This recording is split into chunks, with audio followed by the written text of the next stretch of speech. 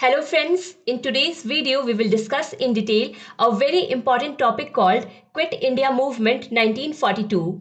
In Hindi we also call Quit India Movement as August Revolution or Bharat Chodo Andolan. In the previous video we saw that Cripps mission had failed, and after that in April 1942 Sir Stafford Cripps went back to Britain.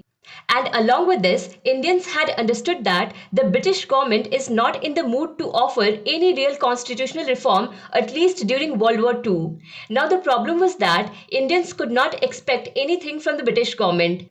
And on the contrary, due to the presence of the British government in India, the threat of Japanese attack on India was constantly hovering. The thing is that if Japan attacks India along with the British government, the people of India will also be harmed.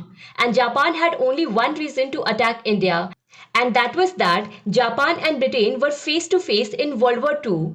Gandhiji was also understanding this. British government being in India is an open invitation to Japan to come and invade India. Apart from this, due to World War II, the condition of Indian economy was bad. The prices of things were skyrocketing. That is, Britain was fighting in World War II, but it was having very bad impacts on India. Now there was only one thing going on in Gandhiji's mind, that if India has to be saved from the Japanese attack and the economy has to be brought back on track, then the British government will have to be driven out of India immediately without any further delay. So in July 1942, the Congress Working Committee called a meeting at Wardha. Wardha is in Maharashtra. Here a resolution was passed, which is also called Wardha Resolution or Quit India Resolution. According to this resolution, Congress was about to start a mass movement again under Gandhiji's leadership. Although some people inside the Congress were not in favor of launching this movement. Like C. Rajagopalachari resigned from the Indian National Congress opposing the Quit India movement. He believed that the British government is busy in World War II. And by launching a mass movement at such a time, we are weakening their war efforts. And by chance, if Britain loses in World War II, then Japan or Germany will come and invade India. So even this is not going to be of any use. After this, on 9th August 1942, Gandhiji called a meeting at Bombay's Gwalior Tank. Gwalior Tank is known by the name of Agast Kranti Maidan. Thousands of people gathered here. In this meeting, Gandhiji officially launched the Quit India movement and gave the slogan, "Do or Die." This time, Gandhiji clearly said to the people that, look, this time I promise that I will not make any kind of negotiation with the Viceroy, because now he wanted nothing less than complete independence. And while giving the slogan of "Do or Die," he had said either the people of India will free India or they will martyr in trying to free India. Now there is no time to sit and watch the spectacle.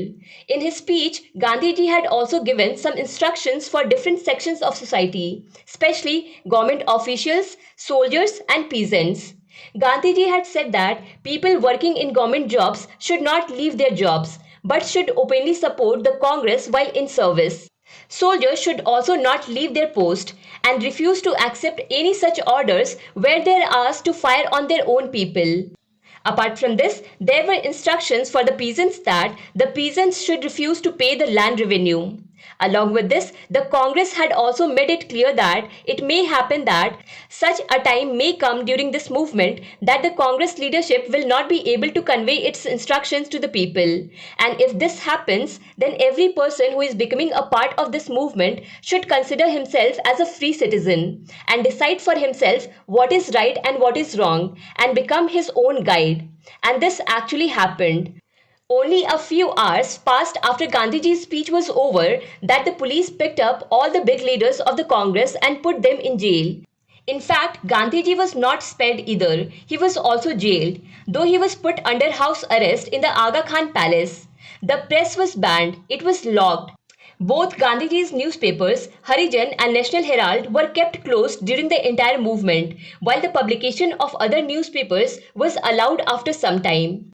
Before this movement started, it was in full swing. People from all over the country were joining this movement. All big leaders were in jail, so there was no one to handle the people. That is why there was a lot of violence in the Quit India movement. Many police stations were attacked. Post offices, courts, railway stations and other government buildings were also attacked. The Indian flag was hoisted by removing the British flag from many government buildings. The crowd was completely uncontrollable. Efforts were made to disrupt the British communication system. At many places, railway tracks were uprooted, bridges were broken. Children left school and engaged in the distribution of Swadeshi magazines and articles, as well as harassing British officers wherever they got a chance.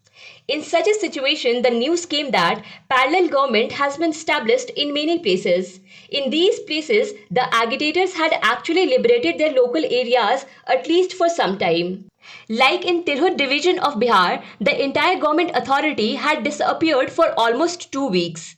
Apart from this, almost 80% police stations of 10 northern and central districts of Bihar were completely vacated by the agitators for some time.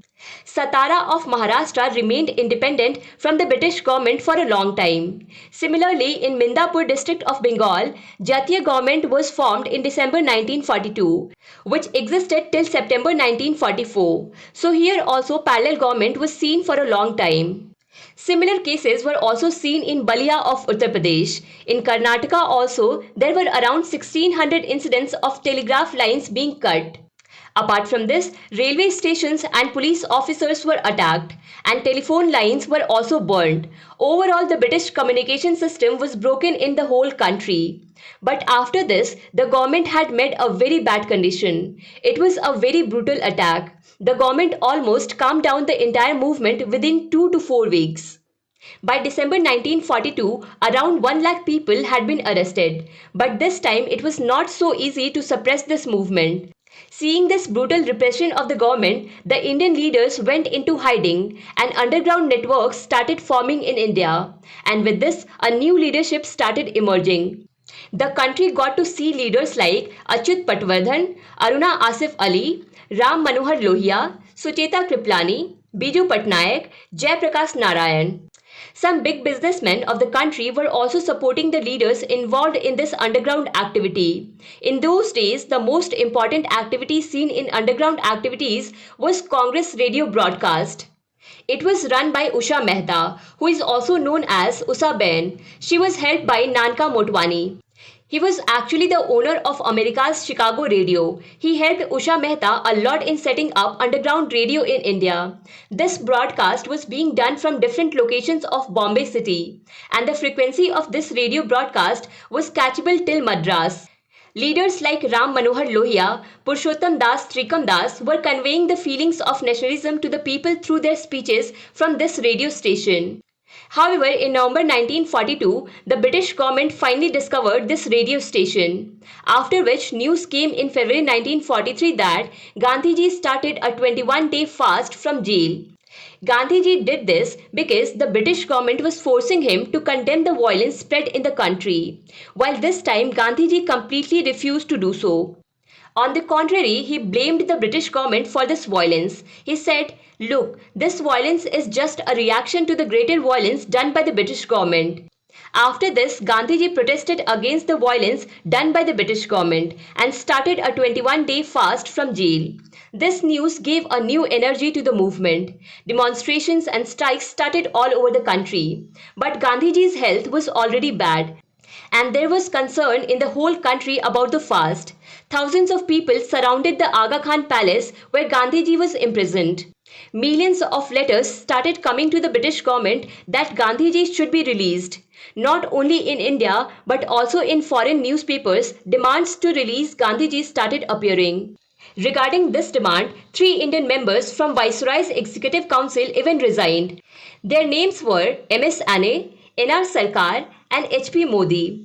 The amazing thing is that these 3 members of Viceroy's Council were not supporting the Quit India movement. Even when the British government was brutally lashing Indians, it was not making any difference to them. But now when they came to know that Gandhiji's health is bad and he's fasting, then they were afraid that if anything happens to Gandhiji, Then they did not want to be a partner of the British government in this sin. Anyways, the British government was still not bothered. Now Gandhiji's health has worsened. So on 6th May 1944, Gandhiji was released from jail so that Gandhiji could be treated properly. After this, the movement gradually slowed down. The nationalists were quite disappointed because people had high hopes from the Quit India movement.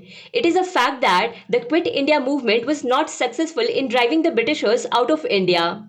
But this movement had prepared the country for independence. The feeling of nationalism in the country had increased a lot. Public morale and anti-British sentiment were both at their peak, and now people were sure that British government will not be able to rule over India for long. Now let's talk about those groups and organizations who were not supporting the Quit India movement. So the names of such groups are Communist Party of India, Muslim League and Hindu Mahasabha.